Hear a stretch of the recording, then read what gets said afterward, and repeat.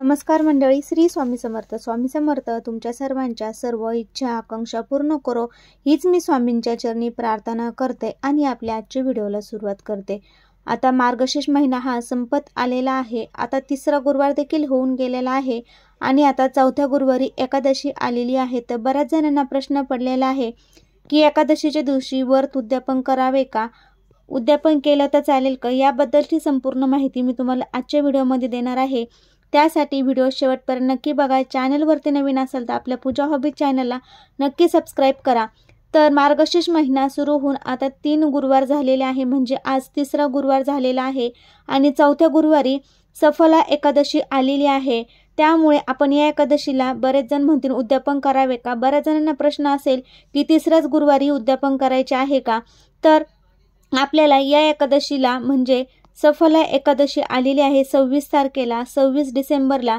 तर आपल्याला एकादशीच्या दिवशीच उद्यापन हे करायचं आहे.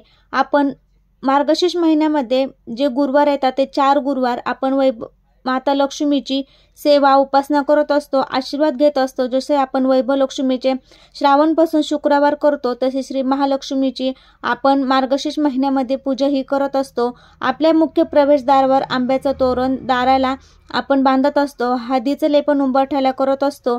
घरामध्ये पूजा मांडून स्वच्छ करून आपण पाट चौरंगावर लाल वस्त्र टाकून आपण पूजा ही मांडत असतो. मार्गशीर्ष महिना हा माता लक्ष्मीला समर्पित आहे. आपण मार्गशीर्ष महिन्यातील गुरुवारी आपल्या घरामध्ये माता लक्ष्मीची विधिवत 4ही गुरुवार किंवा 5 गुरुवार आले तर 5 गुरुवार पूजा करत असतो. तर बऱ्याच जणांना प्रश्न पडलेला आहे, पण शेवटच्या गुरुवारी एकादशी आलेली आहे, त्यामुळे आपण पुढच्या महिन्यामध्ये म्हणजे आपण जानेवारी 2025 मध्ये गुरुवारी उद्यापन करावे की तिसऱ्या गुरुवारी करावे. तर बघा, आपण मार्गशीर्ष महिन्यामध्ये जे 4 गुरुवार आलेले आहे तर ते 4ही गुरुवार आपण करायचे आहे, उपवास करायचा आहे. एकादशी म्हणजे 26 तारखेला शेवटचा गुरुवार आणि त्याच दिवशी सफला एकादशी आलेली आहे. त्यामुळे आपण काय करायचं आहे बघा, त्या एकादशीच्या दिवशी आपल्याला हे उद्यापन करायचं आहे. आपण जशी प्रत्येक गुरुवारी माता लक्ष्मीची पूजा मांडलेली आहे तशी पूजा वगैरे मांडून घ्यायची आहे. म्हणजे बघा, आपण अंगण दार स्वच्छ करून सडा रांगोळी करायची आहे, फरची पुसून घ्यायची आहे. महिलेने उपवास करायचा आहे. तुम्हाला एकादशी असेल तर एकादशीचा उपवास करा किंवा एकादशी तुम्ही पकडत नसाल तर गुरुवारचा उपवास हा आपल्याला करायचा आहे. देवपूजा नित्याने आपले कर्म आटपून घ्यायचे आहे. गुरुवार हा माता लक्ष्मी भगवान श्री हरी विष्णूंना समर्पित असतो. त्यामुळे शक्य झालं तर तुम्ही लाल किंवा पिवळ्या रंगाची साडी परिधान करून तुम्ही ही पूजा मांडायची आहे. माता लक्ष्मीची कथा वाचायची आहे आणि त्याचप्रमाणे बघा, कथा वगैरे वाचून घ्यायची आहे. आपण पूजा ही मांडायची आहे आणि आपल्याला संध्याकाळी 3 सांजेच्या वेळी हे उद्यापन करायचं आहे. एकादशी असली तरी आपल्याला हे उद्यापन चौथ्या गुरुवारीच करायचं आहे. तुम्हाला मासिक धर्म असेल तर तुम्ही इतर कोणाकडून पूजा मांडून तुम्ही हे उद्यापन 5 आपल्या कुमारिका असतात त्यांना फळं देऊन एक पुस्तकाची प्रतिमा देऊन हे उद्यापन केलं तरी चालेल किंवा सुवासिनींना बोलून हळदी कुंकू लावून ओटी भरून त्यांना साज शृंगाराचं साहित्य देऊन तुम्ही एक पुस्तकाची प्रत आणि फळ देऊन उद्यापन करू शकता. तर मासिक धर्म असेल तर घरातील इतर कोणत्याही सदस्याकडून तुम्ही हे उद्यापन करून घ्यायचं आहे. तुम्ही फक्त उपवास करायचा आहे. पण तुम्हाला सुतक विटाळ असेल तर तुम्हाला हे उद्यापन करता येणार नाही. तुम्हाला तुमचं सुतक विटाळ संपल्यानंतर 1 गुरुवार करून मग हे उद्यापन तुम्हाला करायचं आहे. आणि तुम्हाला जर एकादशी असेल तर तुम्ही काय करायचं आहे, उपवास हा सोडायचा नाही. जसं आपण एकादशीच्या दुसऱ्या दिवशी उपवास सोडतो तसा आपण हा उपवास सोडायचा आहे.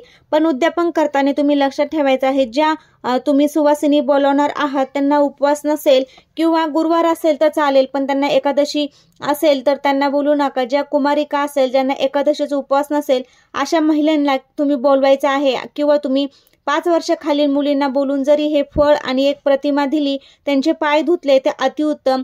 तुमच्याकडे जर 5 मुली जर भेटल्या कुमारिका तर त्यांचं तुम्ही पूजन करून त्यांना ही महालक्ष्मीची एक प्रतिमा द्यायची आहे.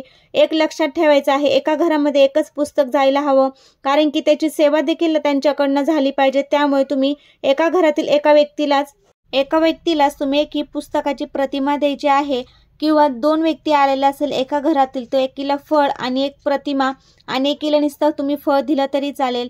फक्त तुम्ही मार्गशीर्षच्या चौथ्या गुरुवारी एकादशी असली तरी हे उद्यापन आपल्याला करायचं आहे. फक्त उपवास तुम्हाला एकादशी असेल तर तुम्ही दुसऱ्या दिवशी आपण सकाळी उपवास सोडतो त्याप्रमाणे उपवास सोडायचा आहे. होईल तेवढी आपल्याला मार्गशीर्षच्या चौथ्या गुरुवारी भगवान विष्णू माता लक्ष्मीची सेवा करायची आहे. तुम्हाला होईल तेवढी सेवा करून झाल्यानंतर संध्याकाळी 3 सांजे वेळी 5 कुमारिका किंवा 5 सुवासिनींना बोलून तुम्ही हे उद्यापन करून घ्यायचं आहे।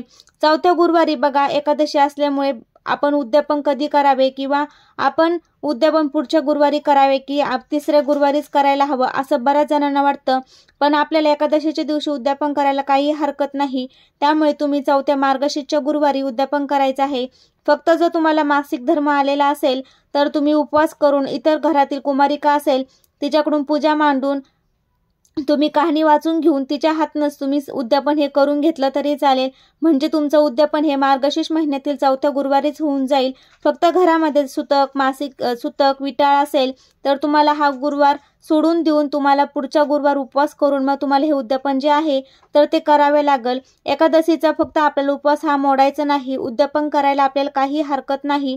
त्यामुळे तुम्ही येत्या चौथ्या गुरुवारी मार्गशीर्ष गुरुवारी एकादशी आलेली आहे, ती एकादशी म्हणजे सफला एकादशी आहे, तरी देखील आपल्याला मार्गशीर्षचा हा उद्यापन जे आहे तर ते चौथ्या गुरुवारीच करायचं आहे।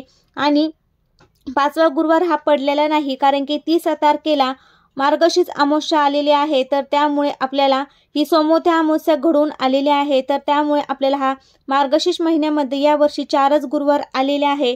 पहिला गुरुवार हा बघा 5 डिसेंबरला होता पहिला गुरुवार, दुसरा गुरुवार 12 डिसेंबर, तिसरा गुरुवार हा आज 19 डिसेंबर आणि चौथा गुरुवार हा 26 डिसेंबरला आलेला आहे। त्यामुळे मार्गशीर्ष महिन्यामध्ये यावर्षी 4च गुरुवार आलेला आहे। तर आपल्याला चौथ्या गुरुवारी एकादशी असली तरी आपल्याला उद्यापन हे करायचं आहे। बऱ्याच जणांना प्रश्न पडलेला होता, तर एकादशीच्या दिवशी उद्यापन करावे की नाही, तर आपल्याला उद्यापन करायला काही हरकत नाही। त्यामुळे तुम्ही मार्गशीर्षच्या चौथ्या गुरुवारी उद्यापन नक्की करू शकता। फक्त तुम्हाला मासिक धर्म असेल तर इतर कोणाकडून तुम्ही पूजा मांडून कहाणी वाचून तुम्ही हे उद्यापन केलं तरी चालेल। घरातील आपले इतर व्यक्ती असेल त्यांच्या हातून तुम्ही हे उद्यापन करून घ्यायचं आहे। फक्त तुम्हाला सुतक किंवा विटाळ असेल तर तुम्हाला चौथ्या गुरुवारी उद्यापन हे करता येणार नाही। तर कसा वाटलाय व्हिडिओ नक्की सांगा। तुम्हाला जर व्हिडिओ आवडला असेल तुमच्या मित्र परिवारामध्ये शेअर करायला विसरू नका। श्री स्वामी समर्थ। धन्यवाद।